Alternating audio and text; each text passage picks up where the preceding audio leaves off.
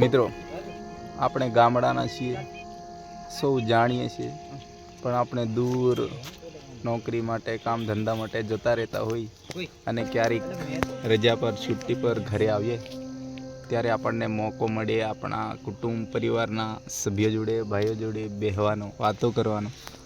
તો શાંતિથી બધા હેડો હોય આપણા ગામનો, આ ખેતરનો હેડો, ત્યાં બેસીને સાંજે બધા ભેગા થઈ જવાનું અને વાતો કરવાનું ને એકબીજાને વાતો શેર કરવાનું. જો બેસવાનું, મોબાઈલ દેખવાનું, વાતો કરવાનું.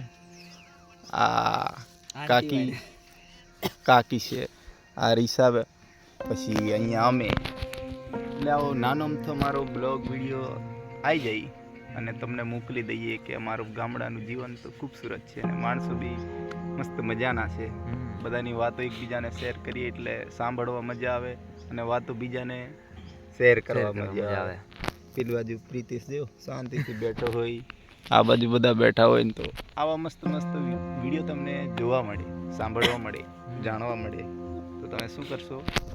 લાઈક, શેર, સબસ્ક્રાઇબ કરી દેશો એવી અમે આશા રાખીએ, કારણ કે આ ગામડાનું જીવન જીવવાની મજા કંઈ અલગ આવે. કેવું રીસા?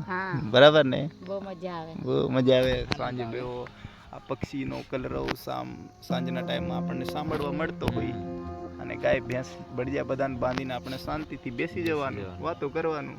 એ તો આપણી જિંદગી છે. આ નાનકડી જિંદગીને ખુશીથી જીવી લો મિત્ર. કેવું? બરાબર? હા, ચલો ફરી ક્યારેક મળીશું આવી રીતના. પાછા યાદ કરતા રહેજો અને યાદ કરીશું અને હંમેશા બેસીશું જોડે. ઓકે કરશન? બરાબર. જય હિન્દ, જય ભારત.